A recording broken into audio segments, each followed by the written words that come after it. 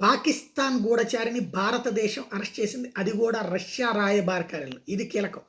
వ్యూహాత్మక సంబంధాలపై పాక్ నిఘా పెట్టింది. ఏకంగా మాస్కోలోని భారత్ దౌత్య కార్యాలయంలో ఐఎస్ఐ తన గూఢచారిని నియమించింది. తాజాగా అతన్ని యూపీ యాంటీ టెర్రరిజం స్క్వాడ్ మీరట్ల అదుపులో తీసుకుంది. నిందితుడిని సత్యేందర్ శివాల్గా గుర్తించింది. అతడు విదేశాంగ శాఖలో మల్టీ టాస్కింగ్ స్టాఫ్గా పనిచేస్తున్నాడు. భారత విదేశాంగ శాఖ ఒక ఐఎస్ఐ ఏజెంట్ చొరబడ్డారని రహస్య సమాచారం అందడంతో ఏటీఎస్ అప్రమత్తమైంది.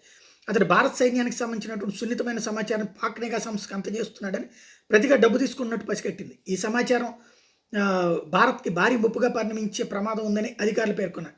సత్యేందర్ది హాపూర్ జిల్లా షమహిద్దూన్పూర్గా గుర్తించారు.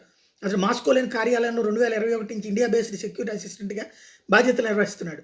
పాక్ గూఢచర్య నెట్వర్క్లో అతను కీలక వ్యక్తి అని అధికారులు చెప్తున్నారు. తన హోదాను అడ్డం పెట్టుకుని అతను ముఖ్య పత్రాలను సంపాదించాడు.